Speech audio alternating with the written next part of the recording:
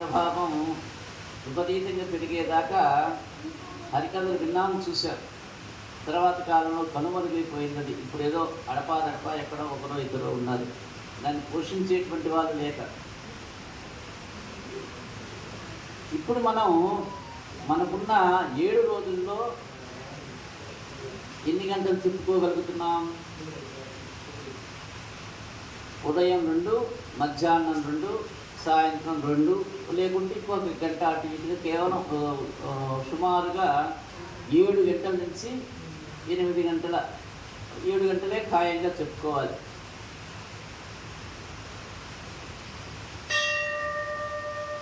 ఇది నేను మీకు రెండోసారి ఇక్కడ చెప్తూ ఉన్నా, కానీ ఇందులో చాలా విశ్లేషణ ఉన్నాయి. ఇదే కాదు, ఇంకా చాలా ఉంది. స్థూలంగా చెప్పుకోవటం అంటే ఇప్పుడు మనం ఏ స్థితిలో ఉన్నామా అంటే సూక్ష్మం కంటే ఎక్కువ, స్థూలం కంటే తక్కువలో ఉన్నాం. స్థూలం కంటే తక్కువ ఉండదు, మధ్యమం కంటే తక్కువగా ఉన్నాం. సూక్ష్మం కంటే ఎక్కువగా ఉన్నాం, మధ్యమం కంటే తక్కువగా ఉన్నాం. ఈ మాట చెప్పుకోవాలి వాస్తవంగా. సరే, ఏదేమైనప్పటికీ భగవద్ అనుగ్రహం కలగటానికి ఏదో ఒక సాధనాన్ని పట్టుకున్నట్లుగా, అందులో చెప్పినట్టు శ్రవణం, కీర్తనం, స్మరణం, అర్చనం, వందనం, దాస్యం, సత్యం, ఆత్మనివేదనం అనేటువంటి యొక్క 9 భక్తులలోని మొట్టమొదటిదైనటువంటి యొక్క శ్రవణ భక్తిని మనం ప్రయోగించాం భగవంతుని మీద. ఆయనకి ఈ యొక్క భక్తాయుధం పట్టుకున్నటువంటి వారిని అతి దగ్గరగా తీసుకుంటాడు భగవంతుడు. కాబట్టి మన యొక్క ఈ శ్రవణ భక్తి ద్వారా, ఈ ప్రయోగం ద్వారా, ఈ ప్రయోగం కాదు, ఇప్పటి నుంచో ఉన్నటువంటిది, దీన్ని మనం అనుసరించడం ముదావహం. కాబట్టి ఆ పరంపరలో మనకి స్వామి అనుగ్రహ ప్రాప్తి పూర్ణంగా లభిస్తుందంటంలో ఎలాంటి సందేహం లేదు. చెప్పినట్లు ఈ యొక్క భగవంతుని యొక్క సాన్నిధ్యాన్ని పొందటానికి అనేక మార్గాలు ఉన్నాయి. అందులో ఈ భక్తి మార్గం అనేటువంటిది ఒకటి. ఎందుకంటే కేవలం ఈ మార్గం ఒక్కటే సులభ మార్గం అన్నాడు. భగవంతుని చేరటానికి భక్తి మార్గమే అతి సులభతరమైనది చెప్పి అన్నాడు, సులభ సాధనం అన్నాడు. భక్తి నిండిన మనస్సుతో భగవంతుడు సదా నివసిస్తూ ఉన్నాడన్నాడు. ఎవడి మనమున భక్తి ఉన్నదో అతని పరమున భగవంతుడు చెప్పారు ఎవరో పెద్ద. కాబట్టి భక్తి నిండిన మనసులో భగవంతుడు సదా నివసిస్తాడు. ఆయన భక్తికే వశ్యుడు. ఇందులో చాలా రకాల భక్తి రకాలు ఉన్నాయి. కొంతమంది కేవలం స్వప్రయోజనాల కోసమే భగవంతుణ్ణి అర్చిస్తూ ఉంటారు. ఇది భక్తి తాలూకు లక్షణం కాదంటారు పెద్దలు. అతడు భక్తుడు కాదు, అది భక్తి లక్షణము కాదు. ఎందుకని? స్వప్రయోజనం కోసం ఉండేటువంటి భక్తి లక్షణము కాదు, అసలు వాడు భక్తుడు కాదన్నాడు. మరికొంతమంది 10 మంది దృష్టిని ఆకర్షించుకొని సంఘంలో పేరు ప్రఖ్యాతులు పొందడానికి ఈ యొక్క భక్తి మార్గాన్ని ఎన్నుకుంటారు. ఈ కార్యక్రమాలు కూడా అసలు భక్తి అనిపించుకోదన్నారు పెద్దలు. ఇంకొందరు కష్టకాలంలో భగవంతుణ్ణి తలుచుకోవడం, సుఖ సమయాన విస్మరించటం, ఈ 2 ఉంటాయి. ఇదొక రకం. ఇది కూడా భక్తుడి లక్షణమే కాదన్నారు. భక్తి మనసుకు సంబంధించింది. అంటే ఏదైతే కర్మబంధనాల వలనో లేకుంటే కామబంధనం వలనో చేసేటువంటి భక్తి కాదు. కేవలం మనస్సులో భక్తి భావన కలగడానికి పరిసర వాతావరణంతో పని లేదు. అంటే మన వాళ్ళు 10 మంది ఉన్నారా, నాతోటి ఇంకొక 4 వస్తున్నారా, 100 మంది ఉంటే కదా 10 రూపాయలు వచ్చేది. ఇది భక్తి మార్గం అనిపించుకోదట. మానసిక ఉన్నత స్థితే భక్తి అన్నాడు. భగవద్భక్తి పూర్వజన్మ పుణ్యఫలం వల్లనే కలుగుతుందన్నది జ్ఞానుల మాట.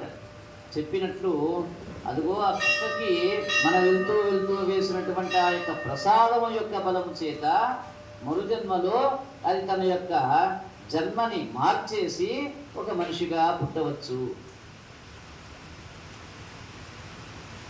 రోజు ఈ గుడి పక్కన కూర్చుని ఉండేటువంటి ఆ బర్రె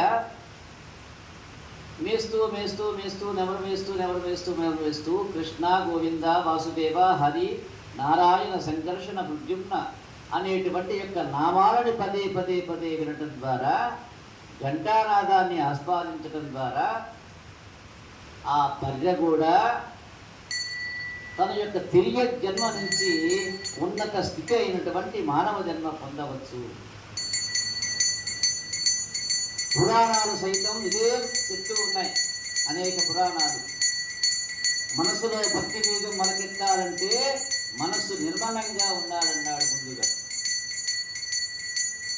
మానసిక స్వచ్ఛత, సదాచారము, సత్ప్రవర్తన, సత్సన సాంగత్యము దీనికి ఎంతో దోహదపడతాయి భక్తిని ఆ యొక్క మనస్సులో మొలకించడానికి. ముఖ్యంగా శౌచం అన్నాడు, తర్వాత సత్సాంగత్యం అన్నాడు. విపరీతమైన విషయ వాంఛలు, ద్వేషము, అసూయ అనేటువంటి చెడ్డ భావాల చేత నిండిన హృదయం పాడుపడిన ఇల్లు లాంటిది. ఎవడైనా ఉంటాడా అందులో? మనమే ఉన్నాం పాడుపడిన ఇంట్లో. భగవంతుడు ఎలా ఉంటాడు? ఈ మానవుడు కోరికలు తీర్చుకోవడానికి, ఆశలు నెరవేర్చుకోవడానికి తనకిష్టమైనటువంటి దేవుణ్ణి పూజిస్తారన్నది లోక విదితం. ఒకవేళ తన ఆశలు కోరికలు నెరవేరకపోయాయా మళ్ళా ఏం చేస్తాడు? భగవంతుడు అని నమ్మిన ఆయన్ని వదిలేసి ఇంకొక భగవంతుణ్ణి వెతుక్కుంటాడు. ఇంకొకటేమో అసలు ఆయన్నే తిట్టిపోస్తాడు. భగవంతుని నిందిస్తాడు, ఆయనపై ద్వేషం పెంచుకుంటాడు. అసలు భగవంతుడు అనేవాడు లేడనేటువంటి ప్రచారం కూడా మొదలెడతాడు. మనం ఎంత చెమటోడ్చి పనిచేసినా ప్రాప్తం ఉన్నంత వరకే ఫలితం దక్కుతుంది. ఇది ఖచ్చితమైనటువంటి విషయం. దాన్నే ప్రారబ్ధం అన్నాడు, ప్రాప్తం అన్నాడు.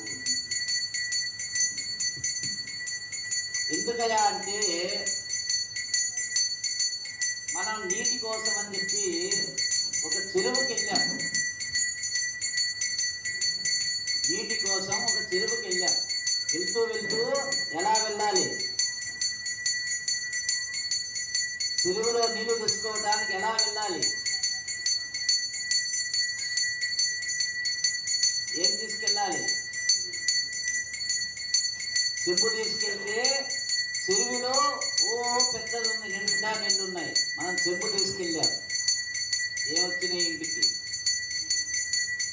గుండెత్తికెళ్ళాం, ఏమొచ్చినాయి ఇంటికి? బొంగెత్తుకెళ్ళాం, ఏమొచ్చినాయి ఇంటికి? బొంగెడు నీళ్లు. చెంబెత్తికెళ్తే చెంబుడు నీళ్లు, గ్లాస్ ఎత్తుకెళ్తే గ్లాసుడు నీళ్లు, కుండెత్తుకెళ్తే కుండెడు నీళ్లు, ట్యాంకీ తీసుకెళ్తే ట్యాంకెడు నీళ్లు.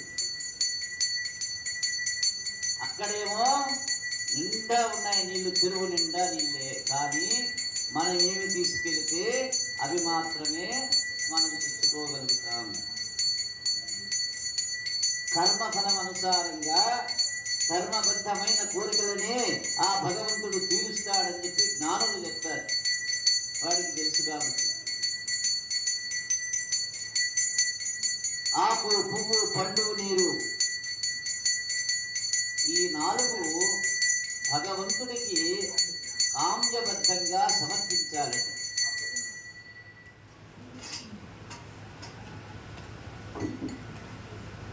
దీన్ని ఏమన్నాడు? పత్రం పుష్పం ఫలం తోయం ఏమే భక్త్యా సమర్పతి. ఈ నాలుగిటిని భక్తిపూర్వకంగా ఏది సమర్పించినా ఆ యొక్క అంతర్యామి ప్రీతితో స్వీకరిస్తాడని.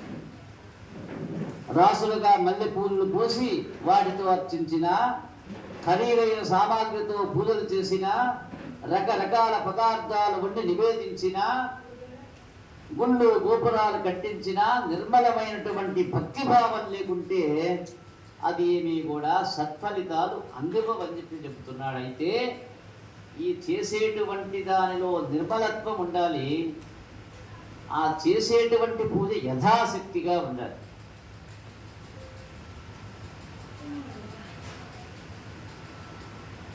ఆత్మ స్వచ్ఛంగా లేకుండా పాటించేటువంటి ఆచారం సదాచారం కాదంటాడు ఒక ఆయన.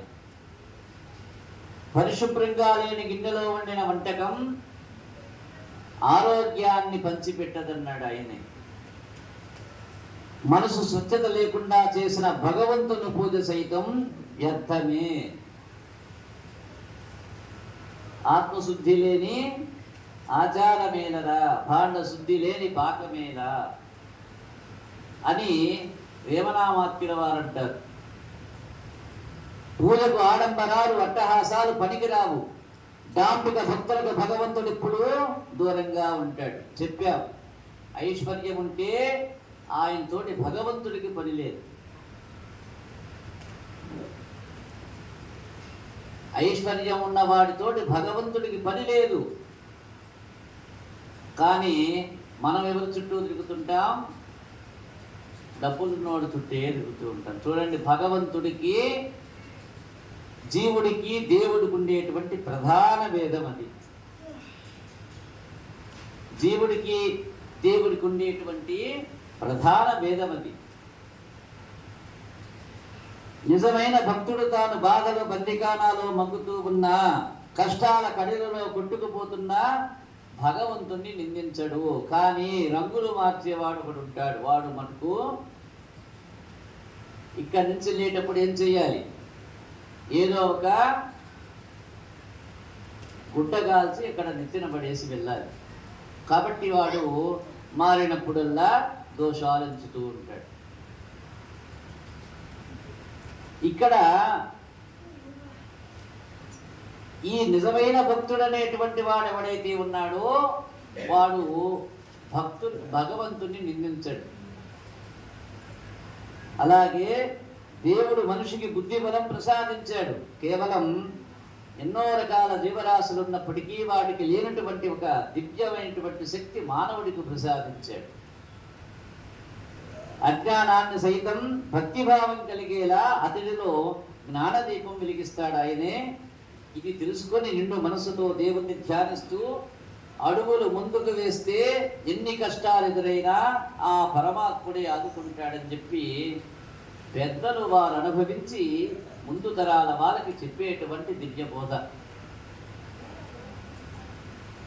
అతడి బరువు బాధ్యతలన్నీ ఆయనదే. యోగక్షేమం వహామ్యం అన్నాడు స్వామి. భక్త బోధన అనేటువంటి ఆయన ఇలాగే ఈ యొక్క విశేషమైనటువంటి భగవద్గాథలని అంతకుముందు వ్యాస భగవానుడు రాసినటువంటి ఆ యొక్క మూల భాగవతాన్ని తాను తెలుగులో అనువదించి విశేషంగా మనకి అందించాడు భాగవతాన్ని. ఇందులో ఆ యొక్క భగవంతుడి యొక్క అనుగ్రహ ప్రాప్తి ఎంత స్పష్టంగా ఉంటుందో మనకి నిన్న చెప్పుకున్నాం. గజేంద్ర మోక్ష సంవాదం, గజేంద్ర మోక్ష ఉపాఖ్యానం అనేటువంటి దానిలో మనం స్పష్టంగా అర్థమై ఉండాలి. మీకు భగవద్ దర్శనం అందరికీ ప్రాప్తించదు, అనన్య భక్తి పరులకే సాధ్యమంటారు మహానుభావులంతా. అనన్య భక్తి మార్గంలో ఒక్కొక్క మెట్టే అధిగమిస్తూ వెళ్ళేటువంటి భక్తుడు భగవంతుడికి చేరువవుతాడట. కాబట్టి యొక్క మార్గం అనేటువంటిది మొట్టమొదట సులభ మార్గమా కఠిన మార్గమా దగ్గరగా దూరంగా అనేటువంటిది పక్కన పెడితే అసలు అడుగంటూ మొదలెట్టారు ముందు. ఇది భగవద్ దర్శన మార్గంగా మనం గుర్తెరగాలి. ఈ యొక్క పరంపరలో మనకి ఎన్నో రకాల బాధలు ఎదురవ్వచ్చు, ఎన్నో రకాల అవాంతరాలు, ఎన్నో రకాల ఆటంకాలు, ఎన్నో రకాల అఘాతాలు ఇవన్నీ కూడా సహజమైనటువంటి విషయాలుగా స్వీకరించి ఆ యొక్క మార్గాన మనం మన యొక్క ఏదైతే డెస్టినీ ఉన్నదో, మనకి పరమ లక్ష్యం ఉన్నదో,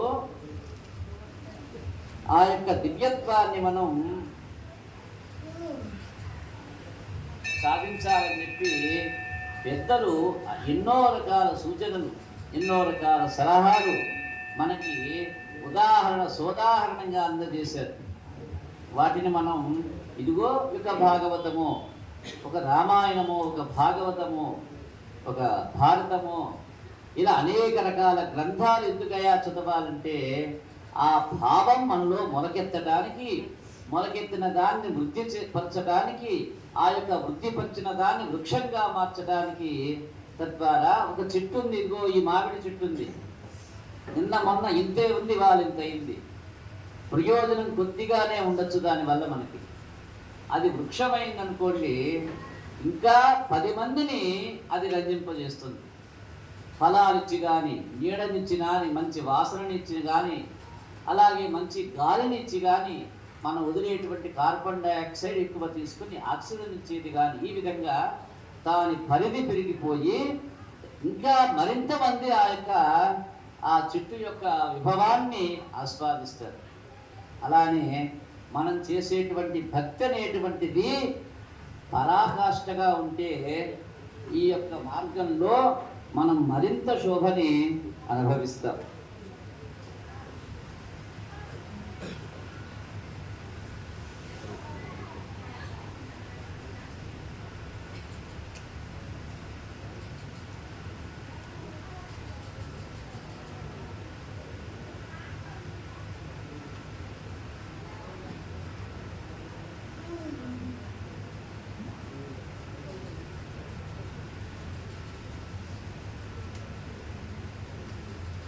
మనం నవమ స్కందంలో ఈ రోజున ప్రవేశం చేశారు. ఒక నవమ స్కందంలో ప్రత్యేకించి వంశాలు, మన్వంతరాలు అనేటువంటివి మనకి ఎక్కువగా దర్శనమిస్తాయి. భాగవతంలో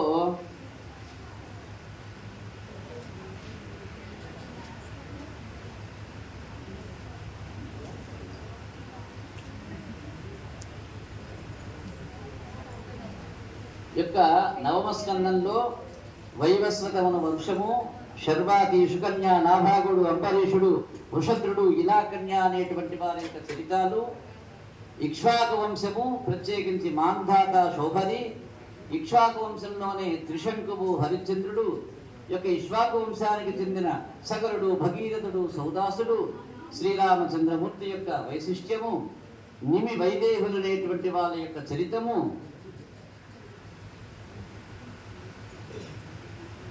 పురూరవుడు, పరశురాముడు, యయాతి, దుష్యంతుడు, రంతిదేవుడు, యయాతి పుత్రుడు అనేటువంటి వాళ్ళ యొక్క వంశాల చరితాలు, శంతనుడు, యదువంశం అనేటువంటి వారి యొక్క విశేషత్వాలన్నీ మనకి యొక్క నవమ స్కందంలో ఉన్నాయి.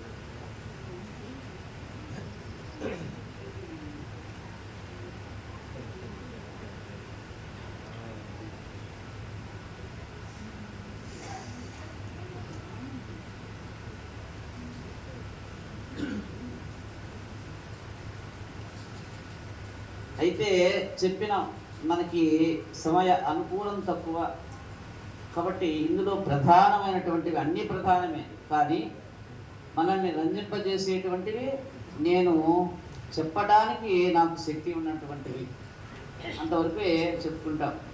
ఇంతకు ముందు కూడా మిగతా ఇప్పుడు 8 స్కందాలు అయిపోయినాయి, 8వ స్కందం పూర్తయింది.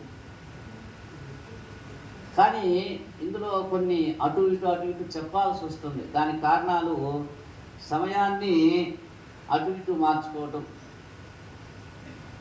అలాగే ఆ చెప్పేటువంటి వాటిలో కుదించి చెప్పడం, ఇలా కొన్ని కొన్ని మార్పులు చేర్పులు. ఉదయం వేణుమాధవ్ అన్నారు ఇవాళ గజేంద్ర మోక్షం వస్తుందన్నారు, కానీ మనం రాత్రి అయిపోగొట్టాం. దానికి కారణం ఈ సమయానుకూలత కోసం, మనకున్న సమయాన్ని దానికి కుదించడం కోసం ఈ మార్పులు చేర్పులు జరుగుతాయి. మీరు గమనిస్తే నన్ను ఇద్దరు ముగ్గురు ప్రశ్నించారు, పిల్లలు అందులో ఎక్కువ.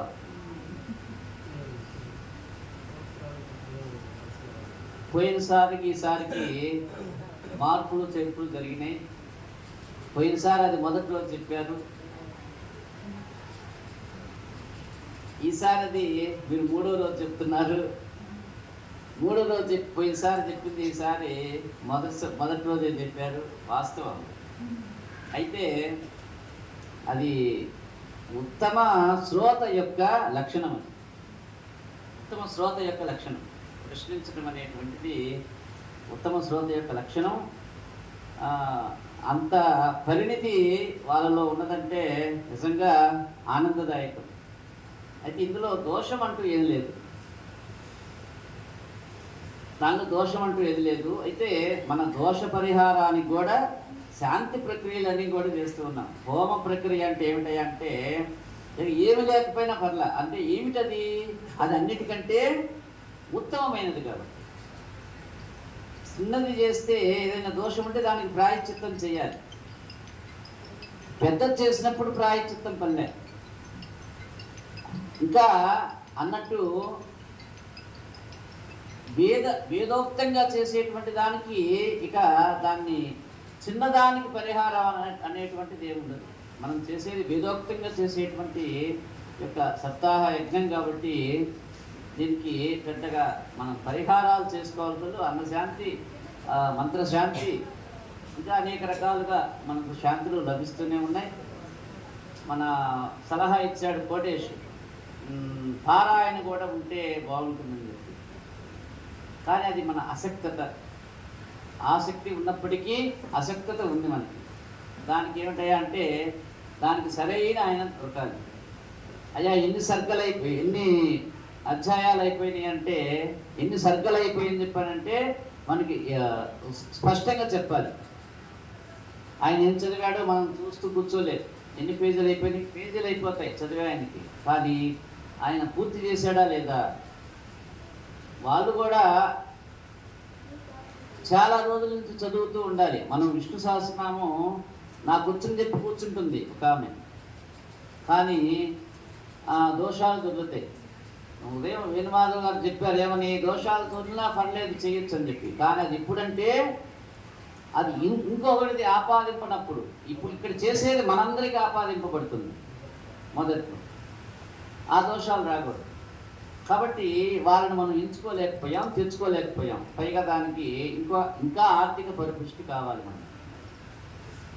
ఇప్పుడు మనం మొదట్లో ఒక సూచన చేశాడు, అయ్యా అవి లేకుండా ఇంతవరకు చెప్తున్నాము.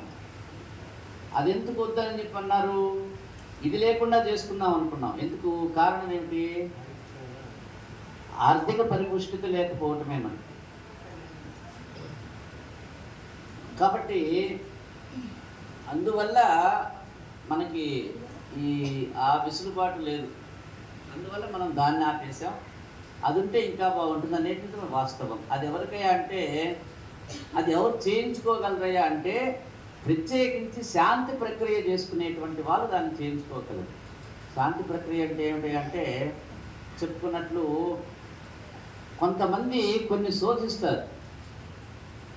అలా శోధనలో అది వాళ్ళకి అదొక పడిపోతుంది వాళ్ళకి ఆ శోధన శక్తి. ఎందుకయ్యా ఆ శోధన శక్తి చేస్తారంటే వాళ్ళకి ఏదో లోటు ఉంటుంది. ఇన్ని 17 పురాణాలు రాసి బ్రహ్మసూత్రాలు రాసి, భారతం రాసి, వేదాలను విభజించి ఇంత చేసినటువంటి ఆయన వెలితి ఏమిటి ఆయనకి?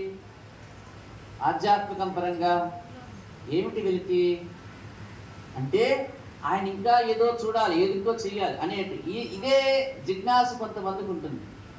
వాళ్ళల్లో ఏదో నిరాసక్తత, ఏదో భయం, ఏదో అనుమానం, ఏదో బాధ ఇలాంటి ఉన్నవాళ్ళు శోధిస్తారు. ఏమిటి నాకు ఈ అసంతృప్తి ఏమిటి అనేటువంటి శోధిస్తే ఎవరో చెప్తారు, ఎవరో పెద్దవాళ్ళు. దాన్ని పరిశీలన చేసి దాన్ని అనుభవించేటువంటి వాళ్ళు, లేకుంటే పూర్తి పరిపక్వత దాని మీద ఉన్నటువంటి వాళ్ళు ఏం చెప్తారా అంటే, అయా భాగవత సప్తాహం చేయించుకో, మీకున్నటువంటి ఆ యొక్క పితృదోషం ఏదైనా ఉంటే దొరుకుతుందేమో.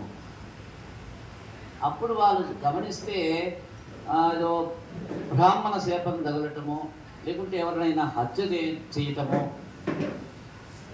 లేకుంటే వాళ్ళలో ఎవరైనా ఆ పెద్దవాళ్ళలో ఎవరైనా ఆత్మహత్య చేసుకోవడం, ఇలాంటివి ఉన్నప్పుడు వాళ్ళు శాంతి ప్రక్రియ చేసుకునేటువంటి సందర్భంగా ప్రత్యేకించి పారాయణ చేయించుకుంటారు కొంతమంది. అది కోటేష్ చెప్పేది. వాళ్ళంతా ఎవరైనా అంటే స్థాయి దాటిపోయి అంటే పెద్ద వాళ్ళు. అలా అని కాదు, చిన్నవాళ్ళలో కూడా ఆ జిజ్ఞాస ఉన్నటువంటి వాడు, దాని గురించి పూర్తిగా తెలిసిన వాడు కూడా డబ్బులైనా కానీ ఆ పని చేయిస్తాడు.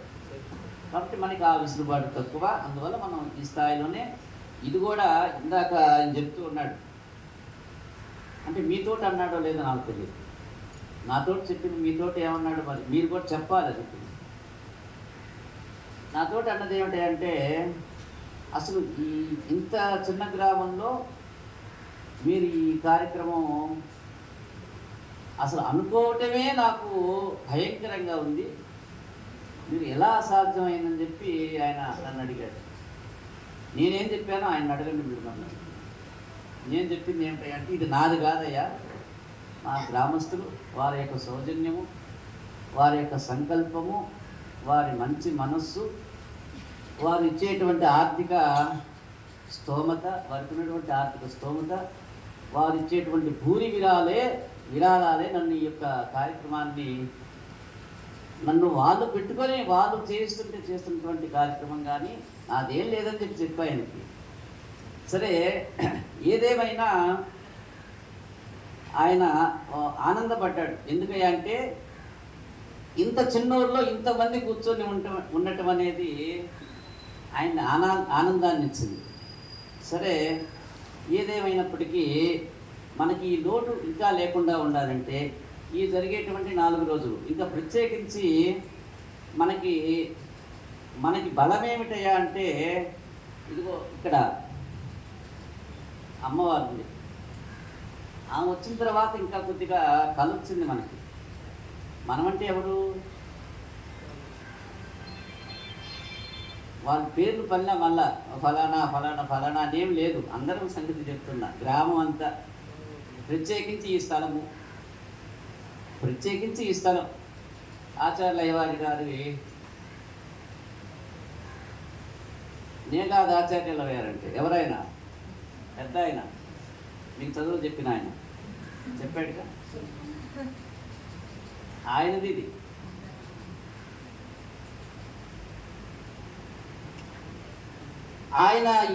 ఆయన పాలితమైన ఈ స్థలంలో ఇదిగో ఏమొచ్చిన తర్వాత కొంత శోభ, ఇంకా మనకి దాన్ని ద్విగుణీకృతం చేయడం కోసం ఆయన వచ్చేసేసాడు.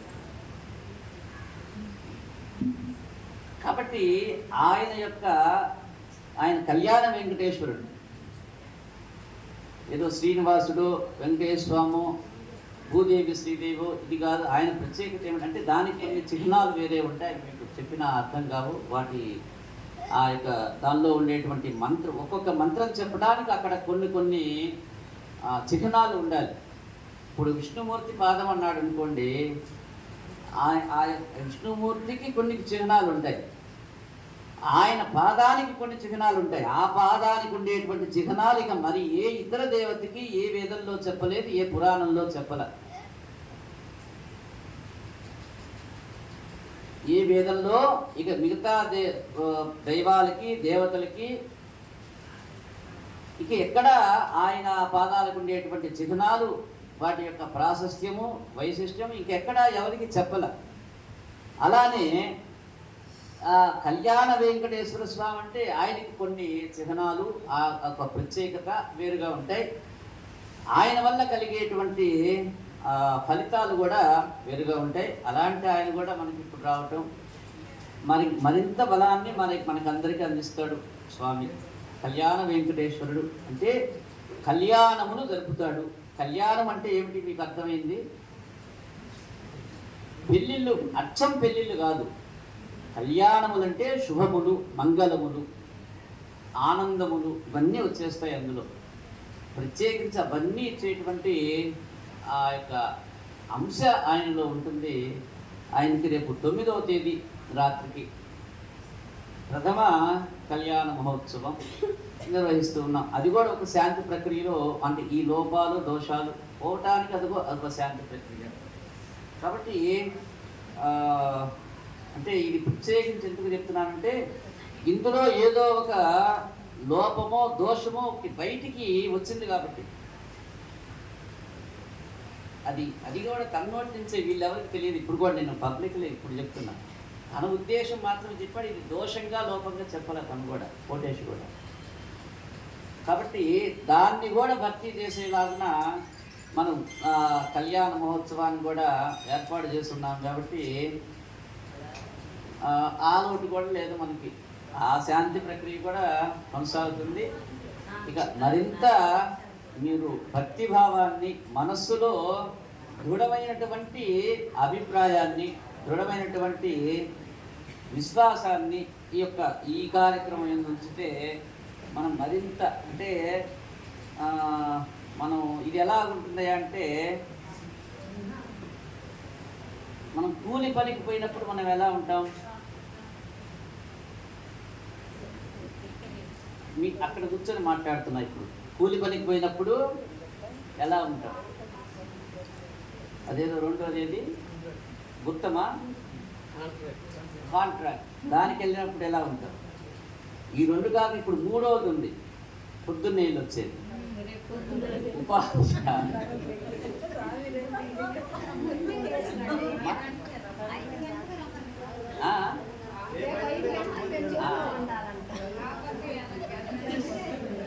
అది ఎలా ఉంటుందో అంటే మీకు అర్థం కావడం కోసం ఉదాహరణ చెప్తున్నా.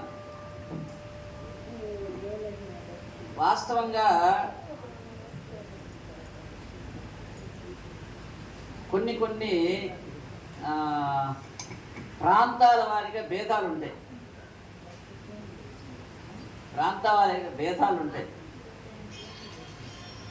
అక్కడ నేను నా భాష దాదాపుగా గ్రాంధికంగా ఉంటుంది. ఇది నాకు నా ప్రాంతం ప్రకాశం, ఉత్తర ప్రకాశం అయినా కానీ ఇంకా అవతల గుంటూరు, విజయవాడ పోతే కానీ ఈ భాష రాదు. మరి నా భాష కొంతమందికి అర్థం కాదో ఏమో, మనం అనేదానికి విపరీతంగా వాళ్ళ అనుకుంటూ ఉంటారు సహజంగా. నేను ఉదాహరణకి చెప్తే అది ఇంకో రకంగా అనుకోవటం కూడా జరుగుతూ ఉన్నది అప్పుడప్పుడు. అయితే సరే, ఏదేమైనప్పటికీ ఇక్కడ కూర్చున్నప్పుడు మనం దృఢంగా కూర్చున్నాం అనుకోండి, అంటే అందుకని చెప్పి ఆ 3 ఉదాహరణలు, ఆ 3 పనులు ఎలా ఉంటాయో ఇక్కడ మీరు కూర్చునేటువంటి విధానం కూడా అలానే ఉంటుంది. అంటే మీ మనసు దృఢంగా ఉందనుకోండి, దీని ఫలితం అనేటువంటిది నా ఒక్కడికే కాదు, మీ మీ మీ ఇంట్లో వచ్చేటువంటి ఇద్దరికే కాదు. ఇది ఎలాంటిదయా అంటే, ఒక ఊర్లో ఒక 10 మంది ఉద్యోగస్తులు ఉన్నారనుకోండి, వీడికి ఉద్యోగం ఊడితే బాగుండు అని అనుకుంటే ఏదైనా ప్రయోజనం ఉంటుందా? ఆ 10 మంది వల్ల ఇంకొక 10 మందికి బుద్ధి పుట్టినప్పుడు ఇప్పించగలుగుతాను. లేకుంటే అతను సంపాదించేటువంటి ఆ యొక్క ఆస్తిలో ఎప్పుడో ఏదో ఒక అరుగు కట్టించటమో, ఒక షెడ్ వేయటమో, ఒక బస్ స్టాండ్ కట్టించడం, ఇలాంటిది ఏదైనా చేయొచ్చేమో. ఒక ధనవంతుడు ఉంటాడు ఒకడు, మనకంటే ఎక్కువ ఉంది, వాడికి పోతే బాగుండు అనుకున్నాం అనుకోండి, దానివల్ల మనకేమైనా ప్రయోజనం ఉందా? కాక ఎప్పుడో ఒకప్పుడు ఎవడో ఒకటి సహాయం చేయవచ్చు. పక్కనున్న మనకే కావచ్చు, అది ఊళ్ళో ఉండే ఒకరిద్దరికి కావచ్చు. అలానే యొక్క మహత్కార్యము యొక్క బలము కేవలం ఈ 10 మందికే కాదు. నేను మొదటి నుంచి అదే చెప్తూ ఉన్నా. డబ్బులు ఇచ్చిన వాళ్ళకే కాదు, ఇక్కడ పని చేస్తూ ఉన్నటువంటి వాళ్ళకే కాదు. ఈ యొక్క సాంబ్రాణి గడ్డి వెలిగిస్తే ఇలా తిప్పి ఇలా తిప్పి ఇలా తిప్పి అక్కడ చూపించి ఇక్కడ పెడితే ఈ వేసిన వాడికే వస్తుంది ఆ వాసన, రాదు. ప్రాంతమంతా వచ్చేస్తుంది దాని శక్తిని బట్టి, ఆ గాలి వాటాన్ని బట్టి.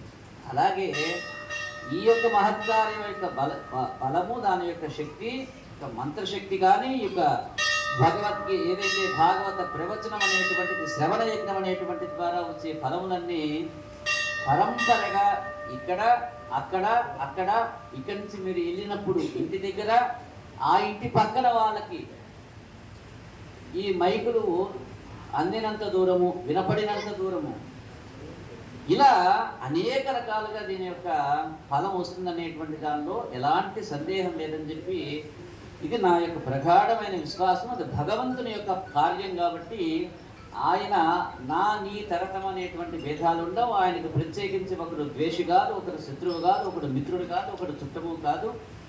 ఎవరు ఆయన ఎందు మనస్సు లగ్నం చేయగలడు, ఆయన అందరికీ కూడా అందరికి అందిస్తాడు. ఇది ఎలాంటిదయా అంటే, ఇక్కడ ఒక పెద్ద లైట్ వెలుగుతూ ఉంది. ఇది ఇక్కడ లైట్ వెలుగుతూ ఉంది. ఎలా వెలుగుతుంది?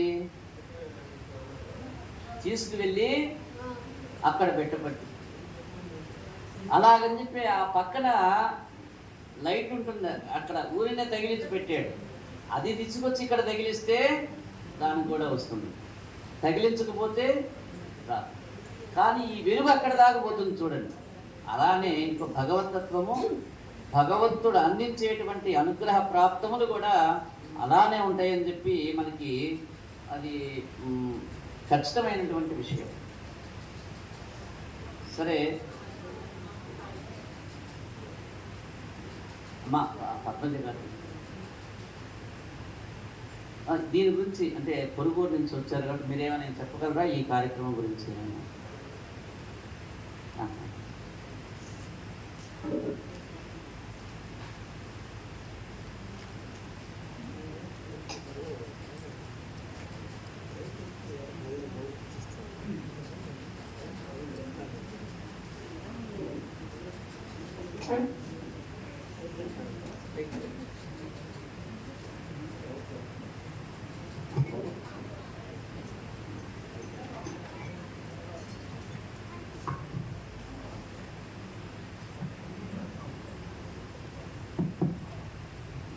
వీరు ప్రస్తుతం మన భక్తులు అంతేనా యొక్క మహాయజ్ఞంలో ఒక భక్తురాలు. అంతకుముందే నా నా స్థాయిలో అంటే నన్ను అనుసరిస్తూ నా యొక్క సలహాలు సూచనలు భగవత్ సంబంధమైనటువంటి విషయాలు తెలుసుకోవటం, తద్వారా ఆమెదో సుఖాన్ని భగవంతుని యొక్క ప్రాప్తిని అనుభవిస్తూ ఉన్నారు. మీరు సుపరిచితులు, పరిచయం లేనటువంటి వాళ్ళు. వీరు ప్రొఫెసర్, రిటైర్డ్ ప్రొఫెసరు. తను అంటే ఇప్పుడు మీకెందుకు పరిచయం చేస్తామంటే పల్లె వాళ్ళు అక్కడే కూర్చొని ఉంటారు, వస్తున్నారు, వెళ్ళిపోతున్నారు. పురుగూరు నుంచి వచ్చి ఈ కార్యక్రమం గురించి అసలు వాళ్ళ ఫీలింగ్ అనేటువంటిది చెప్తారేమో అనేటువంటి భావంతో మీకు పరిచయం చేస్తున్నా. ఒకసారి మాట్లాడుతున్నాం.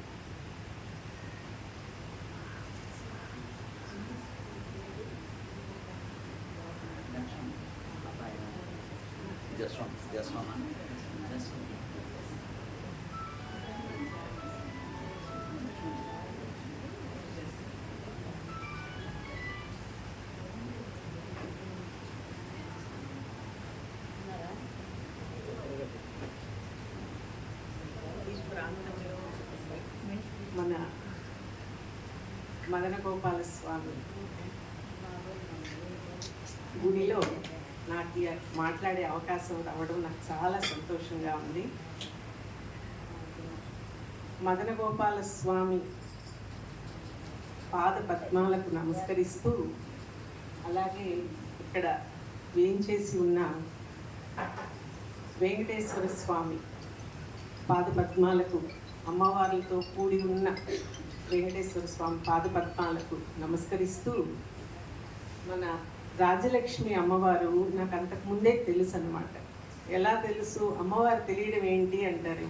మా ఇంటికి ఒకసారి వచ్చి వెళ్ళారు, అందుకని నాకు రాజలక్ష్మి అమ్మవారితో ముందే పరిచయం ఉంది. ఆ అమ్మవారికి కూడాను నేను నమస్కరిస్తూ, ఇక నాకు ఈ అవకాశాన్ని మన బ్రహ్మశ్రీ నరసింహాచార్యులు గారు మనకి ప్రవచనం చెప్తూ ఉండి, తను మనలో ఆర్తిని గమనించి తను ఇంకా ఇంకా చెప్పి మనల్ని భగవంతుడికి దగ్గర చెయ్యాలి అని చెప్పననే ఒక ఆర్తితోటి చెప్తూ ఉన్న గురువు గారు లాంటి మన బ్రహ్మశ్రీ నరసింహాచార్యులు గారికి, అలాగే మనకేం తెలీదు, హోమం చుట్టూ కూర్చుంటాం, కానీ ఆ హోమం వలన వచ్చే ప్రయోజనాలని మనకు అందించడానికి బాబు లక్ష్మణ్ గారికి మరియు జస్వంత్ గారికి కూడాను నమస్కరిస్తూ, నేను ఇక్కడ కూర్చునే ఇది కాదు మనకి, ఎందుకు ఇది గురుస్థానం. నేను అక్కడ కూర్చొని ఇటు మళ్ళీ నేను చెప్తూ ఉంటే నా ఫేస్ మీకు కనిపించదు కాబట్టి ఇక్కడికి వచ్చాను అనమాట. అయితే నేను ఇక్కడ కూర్చొని మాట్లాడతాను. ముందుగా ఈ ఊరి ప్రజలందరికీ నేను చాలా సంతోషంగా ఉంది నాకు. ఎందుకు అనంటే ఈ ఊరి ప్రజలందరూ కూడాను మేము పరాయి ఊరి నుంచి వచ్చినా అలా చూడకుండా మా ఊరి వాళ్ళు అన్నట్టుగా మమ్మల్ని మాకు ట్రీట్మెంట్ ఇస్తున్నారు. అక్క మా ఇంటికి రండి అనను, మంచినీళ్ళు తాగారా, తిన్నారా అనేసి ఇంత ఇదిగా అనమాట చూస్తూ ఉన్నారు. కాబట్టి అయ్యో ఈ గ్రామంలో నేను పుట్టకపోయినా గ్రామానికి దగ్గరలో ఉండడం కూడా నాకు అదృష్టమేమో అని చెప్పననేసి అనుకుంటూ అందరితో నేను కలిసిపోయి మళ్ళీ మళ్ళీ ఈ ఊరికి రావాలి, మీ అందరితోటి కలవాలి, నా అనుభవాల్ని నేను మీకు చెప్పుకోవాలి అని చెప్పననేసి స్టార్ట్ చేస్తున్నాను. నాకంటే మీకే ఇంకా ఎక్కువ అనుభవాలు ఉండొచ్చు, అయితే నా అనుభవం నేను చెప్తాను, మీ అనుభవాలు మీరు చెప్పచ్చు అనమాట. యాక్చువల్గా ఈరోజు కొన్ని ప్రశ్నలు అడిగారు మన వాళ్ళు, పిల్లలు అడిగారు. ఇక్కడ 3 రకాల వయసు వాళ్ళు ఉన్నారు. 70-80కి దగ్గరలో ఉన్నవాళ్ళు ఉన్నారు, 20 సంవత్సరాల పిల్లలు ఉన్నారు, 50-60 సంవత్సరాల వయసు వాళ్ళు ఉన్నాం. మనందరము వింటున్నాము, వెళ్ళేసి మళ్ళీ మరుసటి రోజు రావాలనుకుంటున్నాం, కానీ మళ్ళీ మరుసటి రోజు వచ్చేసరికి ముందు రోజు ఏం చెప్పారనేది మాత్రం నాకు గుర్తుండదు, మీకు గుర్తుండొచ్చు. ఎందుకు అంటే మీరు గురువు గారికి దగ్గరగా ఉన్నారు కాబట్టి విని విని మీకు గుర్తుండొచ్చు. నేను అంత దూరం నుంచి వచ్చేటప్పుడు నా మైండ్ కూడా పాలు ఏమన్నా పొయ్యి మీద పెట్టానా, హడావిడిలో స్టవ్ ఆఫ్ చేశానా లేదా, తలుపు తాళం బాగా వేసానా లేదా, ఇలా పరిగెత్తుకుంటూనే వస్తాం అన్నమాట. కానీ ఇది ఏంటి అని అంటే పూర్తిగా మనకి ఇంకా భగవంతుడి మీద కానీ లేకపోతే ఒక గురువు మీద కానీ లేకపోతే మన మీద మనకే కానీ అసలు ఇంకా నమ్మకం లేదు. అంతేనా కాదా? అంతేనా కాదా? అంతేనా? నాకంతే, మరి మీకెంతో నాకు తెలీదు. అందుకోసం అని చెప్పనని మన అనుభవాలు మనం చెప్పుకుంటే ఒకరికి ఒకరం సహాయపడిన వాళ్ళం అవుతాం. ఈ విషయాలన్నీ మన బంధువులకో ఎవరికైనా చెప్పామనుకోండి, వాళ్ళు ఏమంటారు, మీకు ఇదో పిచ్చా లేకపోతే ఇంకేమన్నానా అని అంటారు. లేదు, భగవంతుడు పిచ్చి ఉండడం అన్నిటికన్నా మంచిది. ఇక్కడ మనం భగవత్ బంధువులమి భాగవతులమి అని చెప్పని అంటున్నారు కాబట్టి మనం షేర్ చేసుకోవచ్చు ఇవన్నీ. నాకు అసలు భాగవతము అని అంటే నాకు తెలియదు. రామాయణము మహాభారతము ఈ గ్రంథాలు నా దగ్గర ఉన్నాయి, నేను కొంచెము చదివానేమో, కానీ భాగవతం అంటే అది ఏముంటుంది, భగవంతుడి విషయమే, కృష్ణుడిదే, కానీ ఎలా ఉంటుంది అనేది మాత్రం నాకు రుచి తెలియదు. ఇప్పుడు ఆ రుచి అనేది నాకు తెలిసిందనమాట. అసలు ఈరోజు ఉదయము భగవంతుడికి భక్తుడికి సంబంధం ఏంటి అని చెప్పి అడిగారు మన పిల్లలు. క్వశ్చన్ అడిగారు. అదే నాబోటిది ఏం చెప్తుందంటే అంబికా దర్బార్ భక్తి అంటుంది, భగవంతుడికి భక్తుడికి అనుసంధానమైంది. అంతే కదా, మనకి ఇంకేం తెలుసు? ఏమీ తెలియదు. అది ఒక్కటే చెప్పగలం మనం. కానీ మనందరి జీవితాల్లో భగవంతుడికి భక్తుడికి ఉంది లింక్. అయితే ఎందుకు? నిద్రలేస్తే దీపారాధన చేస్తున్నాము, దండం పెట్టుకుంటున్నాము. ఒకవేళ ఏ రోజన్నా చెయ్యకపోతే అమ్మో చేయలేదు అని చెప్పననేసి ఒక శంక కూడా మన మనసులో ఉంటుంది. ఎందుకు అనంటే మన పూర్వీకుల నుంచి మనకు ఆ అలవాటు ఉంది కాబట్టి. కానీ అది సరిగా చేస్తున్నామా లేదా అని చెప్పనంటే ఈరోజు వచ్చిన వేణుమాధవ్ గారు అన్నారు కదా, అసలంటూ స్టార్ట్ చేయండి, మీరు ఏదో ఒక రోజుకి చేరతారు అని చెప్పనన్నారు. అందుకని అది మనకు పోకుండా మనం అలవాటుగా చేసుకుంటూ ఉన్నాం అన్నమాట. అలా మనం ఏంటి అని అంటే మనకు భగవంతుడు ఎలా మనకి దర్శనం ఇస్తాడు అని అంటే మనిషి రూపంలో దర్శనం ఇవ్వడు. మనకి ఏదో ఒక రూపంలో మనం కావాలనుకుంటున్నది మనకు అందుబాటులోకి వస్తే భగవంతుడు ఇచ్చాడు అని అనుకుంటాం. ఎందుకు? అక్కడ మనకు ఎవరు కనిపించరు, మన వాళ్ళు ఎవరెవరు. అందుకే ఇప్పుడు మాతృదేవోభవ, పితృదేవోభవ, ఆచార్యదేవోభవ ఇవన్నీ ఉన్నాయి. కానీ ఈ మాతృదేవోభవ మనకి మొదటిది మన తల్లే మన గురువు. కానీ ఎన్ని రోజులు మనం ఉండగానే తల్లి కాలం చేస్తారు, మనం ఉండగానే తండ్రి కాలం చేస్తారు. అప్పుడు మనకి వాళ్ళు చెప్పింది మనకు ఆ సంస్కారాలు ఉంటాయే కానీ మనల్ని నావ దాటించడం అనేది వాళ్ళు చేయలేరు. ఆ సంస్కారంతో మనం అది మనకి తెలిసిన దాంతో మనం వెళ్తూ ఉంటాం. కానీ గురువు ఏంటి అని అంటే సంసారము అననే ఈ నావని, ఈ జీవితం అనే నావని దాటించగలడు అనమాట. దానికి నాకు అసలు దీపారాధన చేయడము ఇవన్నీ మామూలే. కానీ ఒకసారి నేను ట్రైన్లో వెళ్తూ ఉన్నాను, తిరుపతికి వెళ్తూ ఉంటే నారాయణాద్రి ఎక్స్ప్రెస్లో లేడీస్ కూపే అనమాట అది. దాంట్లో టీటీడీ ఈఓ గారి, ఒకప్పుడు టీటీడీ ఈఓ గారి భార్య నలుగురు కూర్చొన్నాం అనమాట. అయితే ఇది సైడ్ లూప్ లైన్లో వేశారు. 1 గంట 2 గంటల సేపు నారాయణాద్రి ఎక్స్ప్రెస్ని పక్కన పెట్టారన్నమాట. అప్పుడు ఆవిడ ఏం చెప్పారు అని అంటే అన్ని భక్తి మాటలే మాట్లాడుకుంటూ ఉన్నాం. ఎందుకు అని అంటే తిరుపతికి వెళ్తున్నాం కాబట్టి, తిరుమలకి. అయితే ఆవిడ అన్నారు, ఒక మంత్రము ఆవిడ చెప్పారనమాట. అది మంత్రం అనేది నాకు తెలియదు. ఒక సెంటెన్స్, ఒక వాక్యం చెప్పారు. ఇది మనం ఎప్పుడు అనుకుంటూ ఉంటే మంచిది అన్నారనమాట. ఓహో అలాగా అని చెప్పననేసి అది ఎప్పుడు అనుకుంటూ ఉండేదాన్ని. తిరుమలకి వెళ్ళేసేసి ఆవిడ ఇంకో మాట చెప్పారు. అక్కడ మీరు తిరుమలకి వెళ్ళారు, జాపాలి ఎప్పుడన్నా చూసారా అన్నారు అనమాట. ఎప్పుడు చూడలేదు అని అంటే ఇప్పుడు వెళ్తున్నారు కదా తప్పకుండా చూసి రండి అని అనేసి. జాపాలి అని అంటే నిన్న హనుమంతరావు గారు వచ్చారు కదా, దీక్ష తీసుకున్నారు అని అనేసి. ఆయన జాపాలి హనుమంతుడి దగ్గరికి వెళ్ళే ఇక నేను రాను, నా పని పూర్తి కాకపోతే అని చెప్పుకొని వచ్చారే ఆ ప్లేస్ అనమాట.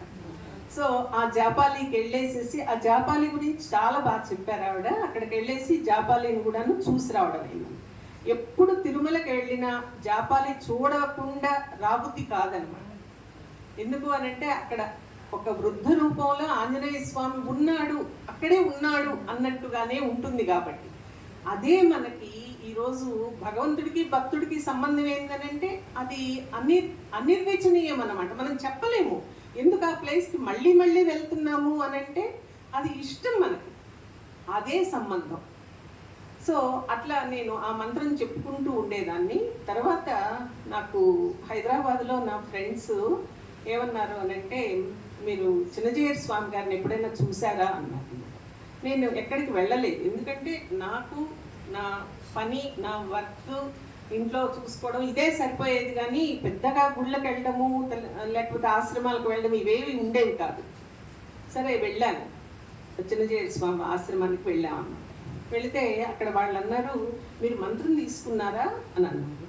మంత్రమా అంటే ఏంటి అని అన్నాను. అదే స్వామివారి మంత్రం ఇస్తారు కదా, అది తీసుకున్నారు. లేదు తీసుకోలేదు అని. తీసుకోండి చాలా మంచిది అని అన్నారు అనమాట. ఎప్పుడు ఇస్తారు, సరే చెప్పండి మీరు, నేను వచ్చి తీసుకుంటాను అని అన్నారు. వాడు చెప్పారు. ఆ టైంలో నేను వెళ్ళాను, మంత్రం తీసుకున్నాను. మంత్రం తీసుకున్న తర్వాత మనం ఆ మంత్రం ఎప్పుడు పఠిస్తూ ఉండాలి. అలా పఠించడము అని చెప్పనంటే నేను నా సంసారం బాధ్యతలు నాకు ఉన్నప్పుడు నేను బాగానే మంత్రం పఠిస్తూ ఉన్నాను, అంతా బాగానే ఉండింది. తరువాత ఆ మంత్రాన్ని మధ్యలో ఒక 4 సంవత్సరాల పాటు నేను మంత్రాన్ని జపించడం మానేసేసాను. కానీ ప్రతిరోజు నేనేమనుకునేదాన్ని అంటే, అయ్యో నేను మంత్రం చెప్పడం లేదు, నేను ఏమిటి ఈ పని నాకు తీరడం లేదు, తెమలడం లేదు. వేణుమాధవ్ గారు అన్నారు కదా, మనం ఏదైనా పోస్ట్పోన్ చేసామనంటే అదొక్కటే చేస్తాం మనం. సో సరే భగవంతుడే చూసుకుంటాడు, వేరే పని నాకు ఉంది కదా, ఆ పనిని నేను చేయకపోతే కష్టం. అంటే చిన్న పాపను పెంచడం అనమాట, మనవరాలు. ఆ అమ్మాయిని పెంచడం అని అనేది ఇంకెవరు చేయలేరు, సరే మంత్రం అని అనేది దేవుడే ఉన్నాడు అని చెప్పననేసి అది అయిపోయిన తర్వాత ఆ అమ్మాయిని వాళ్ళ తల్లికి అప్పచెప్పేశాను, మా అమ్మాయికి. అప్పుడు నేను అనుకున్నాను అనమాట, ఇక నుంచి నేను మంత్రం చెప్పుకోవాలి, భగవంతుడి లైన్లో ఉండాలి అని.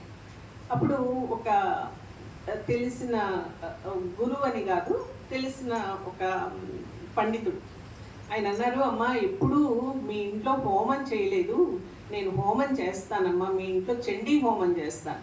నేను మనసులో ఎప్పుడు అనుకునేది, స్వామి నేను మంత్రం తీసుకొని కూడాను చెప్పుకోవడం లేదు కాబట్టి ఏమో బాబాయ్ నాకేమన్నా ఇబ్బంది ఏమన్నా ఉంటుందేమో అని అనేసి ఆయన చండీ హోమం చేస్తాను అనగానే సరే స్వామి అంటే హైదరాబాద్ నుంచి అప్పుడు నేను ఆయనకి ఇవ్వగలిగినంత మనీ కూడా నా చేతిలో లేదు.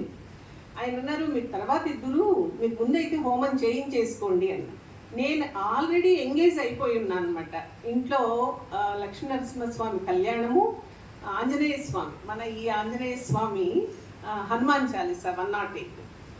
నాకు బడ్జెట్ కూడా లేదు నా చేతిలో, తర్వాత చేయించుకుంటాను స్వామి అంటే, లేదమ్మా నేను ఇప్పుడు ఫ్రీగా ఉన్నాను, మీ ఇంటికి వచ్చి నేను చండీ హోమం చేస్తానమ్మా అన్నారు. సరే అన్నారు. వచ్చారు, చండీ హోమం చేశారు, తర్వాత ఆంజనేయ స్వామి జరిగింది, ఆ తర్వాత లక్ష్మీనరసింహస్వామి కళ్యాణము, 2వ సంవత్సరం కూడా ఆంజనేయ స్వామి జరిగింది. అప్పుడు నాకు ఒకటి ఐడియా వచ్చిందనమాట. ఏంటి అని అంటే, మన సుదర్శన హోమం చూసారా, మర్చిపోయాను.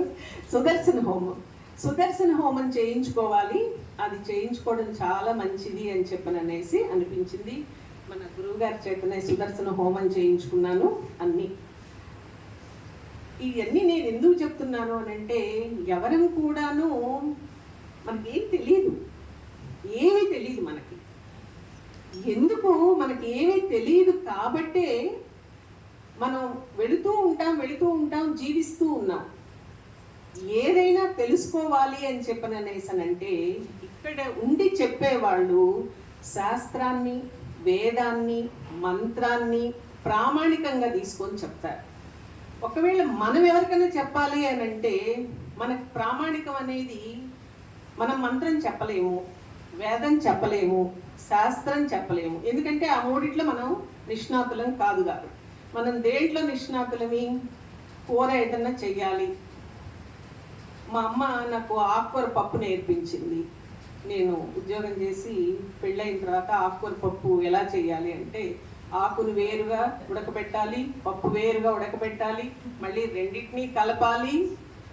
ఇలా చేస్తే చాలా రుచిగా ఉంటుంది. ఏ బాబోయ్ ఇంత టైమా, మొత్తం కుక్కర్లో ఒకేసారి వేసేసి ఒక్కసారి వండేసామనుకో అది కూడా ఆకుకూర పప్పే, ఇంకా రుచి ఏం తేడా ఏముంటుంది అని చెప్పననేసి నా సమయానుభావం వలన నేను మొత్తం కలిపి ఒకేసారి పెట్టేసి పైన పోపు పెట్టేసేదాన్ని.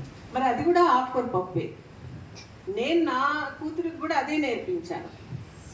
వాళ్ళు ఇంకా ఇప్పుడు సాఫ్ట్వేర్ వాళ్ళు కదా, మీకు తెలిసిందే కదా, వాళ్ళు ఏం చేశారు, పోపు కూడా ముందే వేసేసి ఆకు మొత్తం దాంట్లో వేయాల్సిన ఎన్ని వేసేసారు ఆకుకూర పప్పు. ఒకవేళ పోపు మర్చిపోతే పోపు వేయకుండానే ఆకుకూర పప్పు. మరి అంటే ప్రామాణికం ఏం లేదు వీటికి. అంటే ఇవన్నీ ఎందుకు, ప్రామాణికం లేని వాటికి మన ఇష్టానుసారంగా వెళ్ళిపోతూ ఉంటాయి. ప్రామాణికం ఉన్నవి మాత్రము ఆ లెవెల్లోనే చెప్పాలి, ప్రామాణికం చేసుకొనే చెప్పాలి.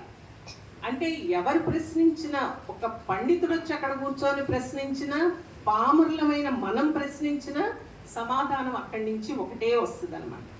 ఉదాహరణకి ఒక చిన్న ఉదాహరణ చెప్తాను. ఇక్కడ 70 ఏళ్ళ వాళ్ళు, 80 ఏళ్ళ వాళ్ళు అందరూ ఉన్నాం కదా మనం. ఒక స్టూడెంట్ నా దగ్గరకు వచ్చి, ఎల్లుండి ఎగ్జామ్ ఉంది, నాకు ఇంపార్టెంట్ క్వశ్చన్స్ చెప్పండి, ఎల్లుండి ఎగ్జామ్ రాయాలి అని అన్నది. అయ్యి బాబోయ్ ఎల్లుండి ఎగ్జామ్కి నువ్వు ఏం నేర్చుకుంటావు, నేను తప్పకుండా పాస్ అవ్వాలి, పాస్ అవ్వకపోతే నన్ను ఇంట్లో వాళ్ళు మళ్ళీ ఇంకా చదివించరు. మరి అంత భయం కలిగిన దానివి ఇప్పటిదాకా చదవకుండా ఇప్పుడు వచ్చి ఇంత భయంగా అడుగుతున్నావే అంటే, లేదు మేడం ఎలాగోలాగా నేను పాస్ అవ్వాలి అంటే ఇంపార్టెంట్ క్వశ్చన్స్ చెప్పండి అని. సరే ఒక 5 క్వశ్చన్స్కి నేను ఆన్సర్స్ ప్రిపేర్ చేసుకో 5 క్వశ్చన్స్ ఇచ్చాను. 5 క్వశ్చన్స్ ఇంటికి వెళ్ళింది, తిరగేసింది బుక్. ఆ 5 క్వశ్చన్స్కి నోట్స్ లేదు. ఆ 5 క్వశ్చన్స్ నోట్స్ లేదు కాబట్టి ఇంక అయిపోయింది, ఇంకెవరినైనా అడిగితే లాస్ట్ మినిట్లో నోట్స్ ఇవ్వరు కదా. తనేం చేసింది, తనకి ఇష్టమైన 5 ప్రశ్నలకి ఆన్సర్ తన దగ్గర ఉన్న వాటికి నేర్చుకుంది. ఎగ్జామ్కి వెళ్ళింది, నేను చెప్పిన 5 ప్రశ్నలే వచ్చాయి, తను నేర్చుకోలేదు, తన దగ్గర మెటీరియల్ లేదు. తన దగ్గర ఉన్న తను ఏవైతే నేర్చుకుందో ఆ సమాధానాలు రాసొచ్చింది. పాస్ అవుద్దా? పాస్ అవుద్దా? ఫెయిల్ అయ్యి వచ్చింది నా దగ్గరికి. ఏమ్మా నేను ఇచ్చిన 5 ప్రశ్నలే వచ్చాయి కదమ్మా ఎగ్జామ్లో, మరి నువ్వు మంచి మార్కులతో పాస్ అయి ఉండాలి, ఫెయిల్ ఎందుకు అయ్యావమ్మా అంటే, నా దగ్గర ఆ మెటీరియల్ లేదు, నా దగ్గర ఉన్న మెటీరియల్కి నేను చదువుకొని పోయాను, అవి రాలేదు అంటే. అలా ఉంటుందన్నమాట. గురువు చెప్తే ఒక మంత్రం గురువు ఇస్తే దానికి ప్రామాణికం ఉంది కాబట్టి ఆ మంత్ర ఫలితం వేరుంటుంది. అయితే మళ్ళీ అంటే నేను కూడా ఇప్పుడు ఇక్కడ పాట పాడుతున్న మన మోహన్ అయినా, కోలాటం నేర్పిస్తున్న లక్ష్మి అయినా, వాళ్ళ ప్రొఫెషన్లో వాళ్ళు గురువులు. వాళ్ళు బాగా పాడకపోతే ఒకసారి చూస్తాడు, రెండోసారి చూస్తాడు, ఒకటేస్తాడు, నేర్చుకో బాగా అని. అలాగే ఆ లక్ష్మి అయినా కోలాటం అలాగే చెప్పింది. కానీ ఈ గురువులు అలా చేయరు, మళ్ళీ చెప్తారు, మళ్ళీ చెప్తారు, మళ్ళీ చెప్తారు. అలా ఆ అమ్మాయి మళ్ళీ వచ్చింది నా దగ్గరికి. వచ్చి, మేడం ఈసారి మాత్రం నేను మీరిచ్చిన క్వశ్చన్సే చదువుతాను, నేను ఎట్లయినా పాస్ అవ్వాలి, నేను అందుకే ఒక నెల రోజుల ముందు వస్తున్నాను అని అనేసాను. ఈసారి నేనేమన్నానంటే, అమ్మ నీకు ఇది కాదు అని ఒక గైడ్ చెప్పాను. మనకు తెలుసు కదా గైడ్లు అంటే, ఆ సబ్జెక్ట్కి గైడ్ ఉంటుంది కదా, ఆ గైడ్ ఇచ్చేసేసి ఆ గైడ్ చదువుకో. గైడ్లో ఏముంటాయి, పెద్ద పెద్ద ఆన్సర్స్ ఉండవు, చిన్న చిన్న ఆన్సర్స్ ఉంటాయి. ఆ చిన్న చిన్న ఆన్సర్స్ ఆ గైడ్ మొత్తం తిరగేసేసింది, చిన్న చిన్న ఆన్సర్స్ అన్నీ నేర్చేసుకుంది శుభ్రంగా. ఆ అమ్మాయి పరీక్ష రాసింది, ఎగ్జామినర్ దగ్గరికి ఎగ్జామినర్ కరెక్ట్ చేస్తున్నాడు పేపర్. ఆ ఎగ్జామినర్కి 2 పేపర్లు వచ్చాయన్నమాట. అంటే 2 పేపర్లు పక్క పక్కన వచ్చాయి. ఒక పేపర్లో ఆన్సర్ ఏముందంటే, దయచేసి నన్ను పాస్ చేయండి, నేను క్వశ్చన్ పేపర్నే మళ్ళీ రాస్తూ ఉన్నాను, ఎందుకంటే నేను చదువుకోలేదు, నేను ఇప్పుడు నన్ను పాస్ చేయకపోతే నేను ఏమైపోతానో నాకు తెలియదు, దయచేసి నన్ను పాస్ చేయండి అని ఒక పేపర్లో రాసింది. నెక్స్ట్ ఇదేంటి అమ్మాయి ఇలా రాసింది అని అనుకుంటూ ఉన్నాడు ఆ ఎగ్జామినరు. పక్క పేపర్ చూశాడు, చూస్తే ఆ పేపర్లో ఏముంది, ఫస్ట్ నుంచి మొదటి క్వశ్చన్, మనకు చాయిస్ ఉంటుంది కదా, ఒక 10 ప్రశ్నలకి 5 రాయమంటారు. ఆ అమ్మాయి ఏం చేసింది, 10 ప్రశ్నలకి రాసేసింది. అక్కడ ఆ ఎగ్జామినర్ చూసి, ఈ అమ్మాయి ఏమో అసలు ఒక ప్రశ్నకి సమాధానం రాయకుండా దయచేసి పాస్ చేయండి అన్నది. ఈ అమ్మాయి ఏమో అడిగిన వాటికి అడగని వాటికి అన్నిటికీ ఆన్సర్స్ రాసేసింది, కానీ పూర్తిగా రాయలే ఆన్సర్, కొంచెం రాసింది. అప్పుడు ఆయనకి ఏమనిపించింది అని అంటే, అసలు రాయని వాళ్ళకన్నా ఇదేదో బతిలాడుకుంటుంది తప్ప అక్కడ ఏ ప్రయత్నము లేదు. ఈ అమ్మాయి ప్రయత్నం అన్నా చేసింది, ఈ ప్రయత్నం చేసిన దాన్ని ఈ అమ్మాయిని మాత్రం పాస్ చేయాలి అని చెప్పననేసి పాస్ చేశారు. అంటే ఏమైంది అక్కడ, గైడ్ అంటే ఎవరు, గురువు మంత్రము ఆ పాస్ చేయడం అన్నమాట. అదే చెప్పారు కదా మనకి మనం ఈరోజు నిన్న గజేంద్ర మోక్షంలో కానీ, ప్రహ్లాదుడి దగ్గర కానీ, ఈ రోజున మనం నేర్చుకున్న వామన అవతారంలో కానీ, ఇన్నిట్లో కూడా మనం చూస్తున్నది ఏంటి అని అంటే, ఆ రోజున శ్రీకృష్ణుడు అర్జునుడికి భగవద్గీత ఉపదేశం చేసింది కూడా ఆయన అంటారు, అది మరి కరెక్టో అవునో కాదో తెలీదు, డైరెక్ట్గా ఒకరికి చెప్తే నువ్వు ఇలా చెయ్యి అని చెప్పనంటే మనం చెయ్యం. ఇంకొకరికి చెప్తూ ఉంటే మనం విని అది ఫాలో అవుతాం. అలాగే మన గురువు గారు కూడాను ఇది ప్రహ్లాదుడు గురించి ఎవరికి చెప్పారు అని చెప్తున్నారు, కానీ నేను చెప్పింది కాదు అంటున్నారు. ఆయన మీద వేసుకోవడంలా, ఇది ప్రహ్లాద చరిత్ర చెప్తున్నాను, ఇది ఇలా ఉంది అని చెప్పని అంటున్నారు. అంటే అర్థం ఏంటి అని అంటే మనకు అర్థం కావడం కోసము ఆ రోజున ఆ ఋషులు వాళ్ళు నా దగ్గర నుంచి ప్రతి వాళ్ళు ఒకరికి ఒకరు చెప్పిన దాన్ని మనకి ఈ రోజున చెప్తున్నారు కాబట్టి అది ప్రామాణికము అంటున్నారు. కాబట్టి మన దగ్గర ప్రామాణికం అనేది లేదు. ఎందుకు అని అంటే ఇవన్నీ నశించిపోయాయి కాబట్టి నశించని వాటికి ప్రామాణికం పెట్టుకొని గురువుల్ని గనక మనం ఫాలో అయితే, ఒక చిన్న ఎగ్జాంపుల్, గోవిందా గోవిందా అనుకుంటాం, దానికి మనకు ఎవరు చెప్పనవసరం లేదు, మన పూర్వం నుంచి మనకు ఒక మాట ఉంటుంది కాబట్టి. ఒక అతను బాటసారి వెళ్తూ ఉన్నాడు రోడ్డు మీద వెళ్తూ ఉంటే అతనికి బాగా ఆకలైంది. ఒక తోటలో మామిడి పళ్ళు బాగా ఉన్నాయి. రాయి తీసుకొని మామిడి పండుని కొట్టాడు, కింద పడితే తీసుకొని తిందాము, ఆకలి తీర్చుకుందామని. అది పోయి ఆ కాపలాదారుడికి తగిలింది.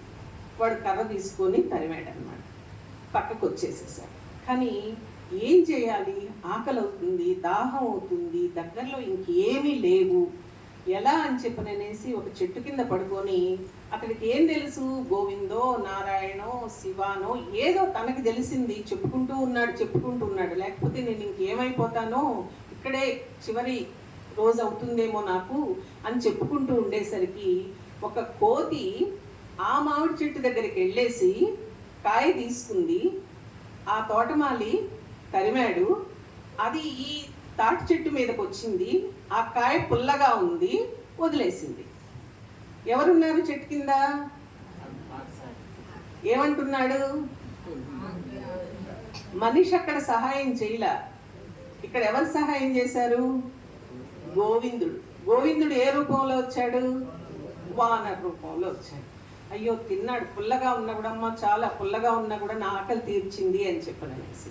సో అదే అన్నమాట, ఏంటంటే ఏ రూపంలో వస్తారో తెలియదు, కానీ ఆ గోవింద నామము, ఏ నామమైనా మనకి ఏ నామము రుచిస్తుందో, ఏ గురువు మనకు మార్గం చూపిస్తాడు అని అంటారో ఆ గురువే, ఆ నామమే ప్రామాణికం కాబట్టి మనల్ని గట్టున చేరుస్తుంది, నావలో ఈ ఒడ్డు నుంచి ఆ ఒడ్డుకి చేరుస్తుంది. అయితే ఇప్పుడు అబ్బాయికి దాహం అయింది కదా, మరి దాహం ఎట్లా అంటే అక్కడ అవి కుండలు కట్టుంటాయి కదా, కళ్ళు, అది రెండో కాయ వేసింది, ఆ కుండ మీద పడింది, ఆ కుండ నుంచి ఆ కళ్ళు ధారగా కింద పడింది, ఆ కళ్ళు తాగేశాడు. సో ఆ పూటకి అతడు బ్రతికి బయటపడిపోయాడు అనమాట. అలా గురువు అనేది ఎలా ఉంటుంది అని అంటే మనకు అసలు అర్థం కాదు. అందుకే మనకు అర్థం కానివి మనము ప్రశ్నించేదానికన్నా నమ్మకం పెట్టడం ఒక్కటే అనమాట. అంటే ఎట్లా ఉంటుంది అని అంటే ఒక 100 రూపాయలు మూట కట్టేసి నెత్తి మీద పెట్టుకొని మనం వెళ్తూ ఉంటాం. కొంతసేపు అయ్యేసరికి ఈ చేతితో పట్టుకుంటాం, 2 చేతులతో పట్టుకోలేము. మళ్ళీ ఈ చేయి తీసేసి మళ్ళీ ఈ చేతితో పట్టుకుంటాం.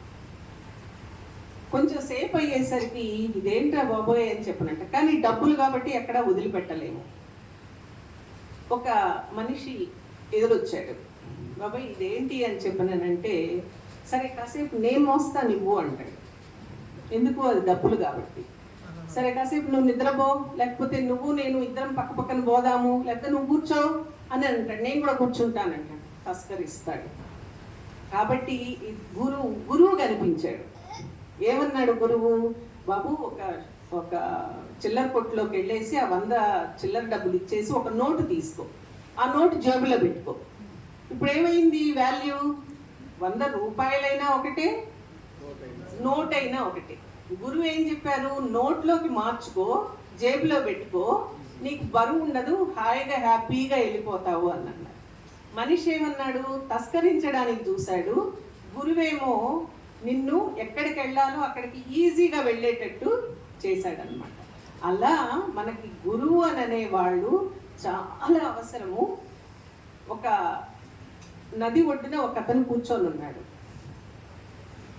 అతను వేషము అది చూస్తే కాషాయ బట్టలు వేసుకొని ఉన్నాడు. అతన్ని చూసి నది బాగా పొంగుతుంది. ఒక అతను అక్కడికి వచ్చాడు.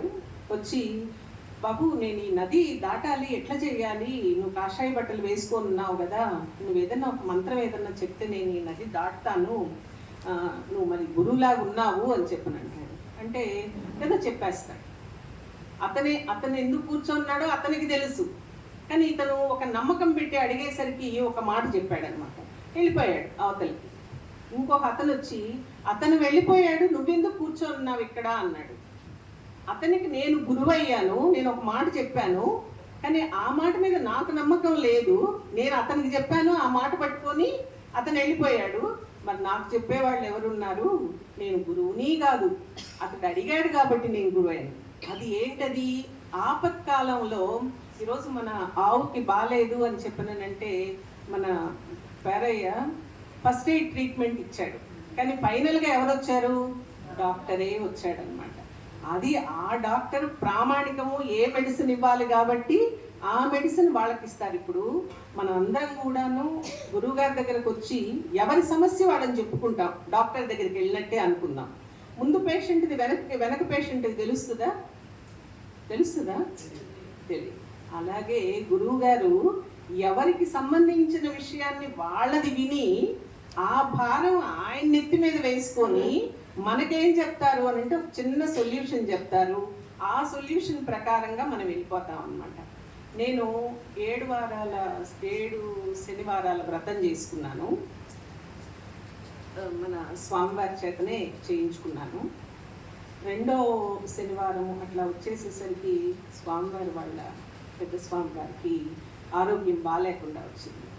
నేను బాబోయ్ బాగాలేకుండా వచ్చింది, నేనేమో ఇట్లా అంటే నేను ఆయన ఆరోగ్యం గురించి కాదు, నా పూజ అంటే మన దగ్గర ఆలోచన ఎలా ఉంటుందో. కానీ స్వామివారు మాత్రం నిశ్చలంగా ఉన్నారు. నిశ్చలంగా, తొణుకు లేదు, బెణుకు లేదు. ఎందుకు? ఆయనకి ఆ పూజ మీద, ఆయన చేస్తున్న పూజ మీద నమ్మకం. 7 వారాలు అయిపోయింది. వెంకటేశ్వర స్వామి దర్శనం చేసుకొని వచ్చాను. మళ్ళీ నేను మంచి ఫలితాన్ని కూడా పొందాను. మళ్ళీ నేను వెంకటేశ్వర స్వామి దర్శనం చేసుకోవాలి అనిపించింది. ముందుసారి వెళ్ళినప్పుడేమో అన్ని రెడీగా పకడ్బందీగా వెళ్ళాం. మళ్ళీసారి దర్శనం చేసుకోవాలి అని అంటే ఏం లేదు చేతిలో. దర్శనానికి టికెట్ అది లేదు, ఒక రికమెండేషన్ లెటర్ లేదు, ఏం లేదు. ఈరోజు అనుకోవడం రేపు వెళ్ళడం అనమాట. మనకి తెలిసిన వాళ్ళే వెళ్తూ ఉంటే వాళ్ళతోటి వెళ్ళిపోయాం. అంటే మీకు ఆశ్చర్యం అనిపిస్తుంది. ఇవన్నీ కూడాను మీ జీవితాల్లో మీకు చాలా ఏర్పడి ఉండొచ్చు, బట్ నా అనుభవాలు నేను చెప్తున్నాను అనమాట. అక్కడికి వెళ్ళిన తర్వాత ఆ టోకెన్ ఇస్తారు కదా, ఆ టోకెన్ ఎప్పటికి వచ్చింది అని అంటే రేపు రాత్రి 3 గంటలకు వచ్చింది. నేను ఎవరితోటైతే వెళ్ళానో వాళ్ళకి మరుసటి రోజు కళ్యాణానికి టికెట్ ఉంది, వాళ్ళు కళ్యాణానికి వెళ్ళిపోతారు. నేను ఎక్కడ ఉండాలి? రూమ్ ఉంటుంది, రూమ్లో ఉంటాం.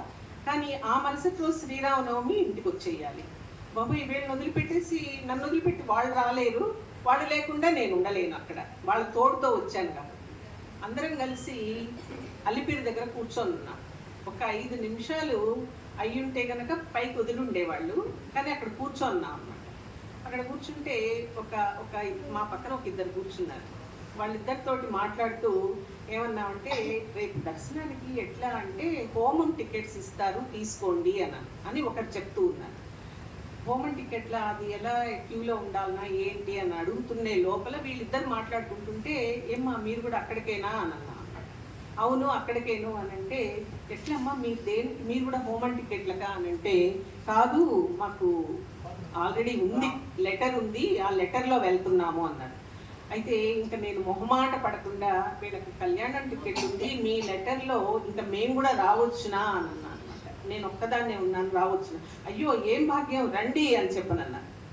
అంటే అమ్మ బాబోయ్, నాకు వెంకటేశ్వర స్వామి దారి చూపించాడు, ఇక నేను వీళ్ళతో వెళ్ళొచ్చు ఈ లెటర్ మీద అని అనుకున్నాను. వాళ్ళు ఇంకా కూడా ఏమన్నారు అని అంటే, మా కారు కూడా ఖాళీగా ఉంది, 2 కార్లు ఉన్నాయి, మీరు కూడా రండి, మీ ముగ్గురు కూడా రండి, కారు కూడా ఖాళీగా ఉంది, వెళ్ళిపోవచ్చు, వేకోజాము 4 గంటలకల్లా ఓపెన్ చేస్తారు కదా గేట్స్, వెళ్ళిపోవచ్చు అని.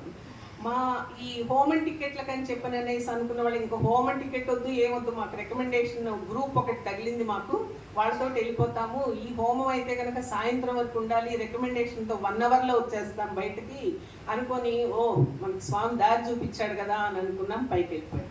పైకి వెళ్ళిపోయి అయ్యో వాళ్ళ కారులో మనం ఎందుకులే అని చెప్పనని, వాళ్ళు ఎక్కడుంటారు అంటే టీటీడీ ఏదో చెప్పారనమాట, గెస్ట్ హౌస్, అక్కడికి వెళ్ళిపోయాం. అక్కడికి వెళ్ళిపోయి ఫోన్ చేస్తే స్విచ్ ఆఫ్. అయ్యో హోమంది పోగొట్టుకున్నాను, టోకెన్ లేదు, వీళ్ళు స్విచ్ ఆఫ్, ఏం చేయాలి? మరుసటి రోజు పొద్దుటి వరకు లేదు, వీళ్ళకి టైం అయిపోయింది, వీళ్ళు కళ్యాణానికి వెళ్తున్నారు, నాకు ఏడుపు వస్తూ ఉంది, ఏడుస్తున్నా, ఏం చెయ్యాలి అని అంటే అప్పుడు వాళ్ళ ఫోను ఆన్ అయింది. అమ్మ ఎక్కడున్నారమ్మా, మీరు అసలు కనిపించలేదు అంటే, మేము ఇక్కడ ఉన్నాం స్వామి అంటే, అయ్యో రండమ్మా మేము ఈ గెస్ట్ హౌస్లో ఉన్నాము, మీరు మాతోటి వచ్చేయండి అని. వాళ్ళతోటి వెళ్ళాను. దర్శనం క్షేమంగా, బాగా దర్శనం, ఎప్పుడూ కానంత బాగా దర్శనం చేసుకున్నాము, వచ్చేసాం. మరి ఇది ఎవరి దయ అంటారు? ఎవరి దయ? స్వామి. అలా మనము ప్రతి విషయాన్ని కూడాను మనం అలా అనుకుంటూ మనం ముందుకు నడుస్తూ మన భారాన్ని గురువుగారి మీద పెట్టి గురువుగారు చెప్పిన ప్రకారంగా మనం నడుస్తూ ఉంటే మనకి అసలు ఏ విషయము బాధగా ఉండదు, ఏ విషయము కష్టంగా ఉండదు. కాబట్టి నా అనుభవాలు, స్వానుభవాలు మీకు చెప్తూ ఈ గ్రామ ప్రజలందరూ కూడాను మమ్మల్ని మీలో ఒకరిగా చూస్తూ ఉన్నందుకు మీకు అందరికీ కృతజ్ఞతలు. అండ్ ఇంకొక విషయం ఏంటి అని అంటే, అసలు గురువుగారు మాకు పరిచయం అవడానికి కారణమైన వీరబాబు, పద్మ, వాళ్ళిద్దరిని కూడాను ఈ సమయంలో ఇంత మంచి గురువుగారిని మాకు చూపించారు అని చెప్పని అనేసి వాళ్ళకు కూడా నేను ధన్యవాదాలు చెప్పుకుంటూ గురువుగారి పాద పద్మాలకు నేను నమస్కరిస్తూ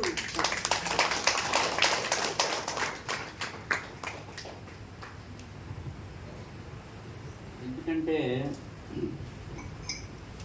ఎక్కడో పైన ఉన్నవాడి అనుభవాలే కాకుండా, ఆయన కథలే కాకుండా స్వీయ అనుభవాలు కూడా మనలో కాస్త మార్పు అనేటువంటిది ఒకటి ప్రధాన అంశం. రెండవది, మనము ఎలా ఉండాలి అంటే, ఒక 10 మందిలో ఉన్నప్పుడు మనం ఏది చూస్తూ ఉండాలి, ఏది గ్రహిస్తూ ఉండాలి, ఇలాంటి విషయాలు మనకు అర్థం కావాలి.